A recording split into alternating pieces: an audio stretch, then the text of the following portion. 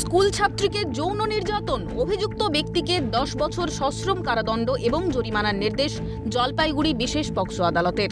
নির্যাতিতাকে 4 লক্ষ টাকা ক্ষতিপূরণ দেওয়ার নির্দেশ আদালতের। ঘটনা 2016 অগস্ট মাসের জলপাইগুড়ি জেলার মালবাজারে। অভিযুক্তের ভ্যানে করে স্কুলে যেত 6 বছরের শিশুটি। 2016 30 অগস্ট ভ্যানে একাই ছিল শিশুটি। সেই সুযোগে তার উপর যৌন নির্যাতন চালায় ভ্যান চালক। যন্ত্রণাকাতর অবস্থায় শিশুটি বাড়ি ফিরে সবাইকে জানালে পরদিনই মালবাজার থানায় অভিযোগ দায়ের করেন ছাত্রী দিদা। এরপরই পুলিশ গ্রেফতার করে ভ্যান চালককে। তার বিরুদ্ধে পক্সো 6 নম্বর ধারায় মামলা রুজু করে পুলিশ। গত 8 বছর ধরে মামলা চলে।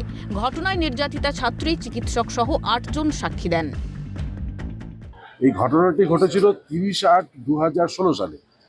30/8/2016 সালে মেয়েটি তখন বয়স ছিল 6 বছর। সে স্কুলে যেত এবং আসামি হচ্ছে সেই মেয়েটির ভ্যান চালক ছিল।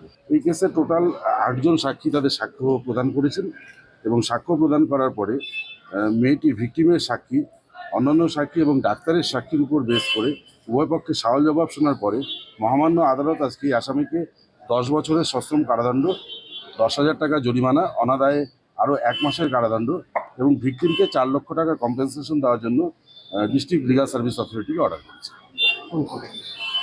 Additional second court POCSO Lintu shoot মাননীয় বিচারক।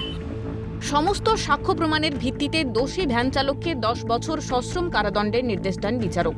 10,000 টাকা জরিমানারও নির্দেশ দেন বিচারক। এছাড়াও জেলা আইনি সহায়তা কর্তৃপক্ষের মাধ্যমে নির্যাতিতাকে 4 লক্ষ টাকা ক্ষতিপূরণ দেওয়ার নির্দেশও দিয়েছেন জলপাইগুড়ির বিশেষ পক্সো আদালতের বিচারক। জলপাইগুড়ি থেকে তিতাস পালের রিপোর্ট, ক্যালকাটা নিউজ।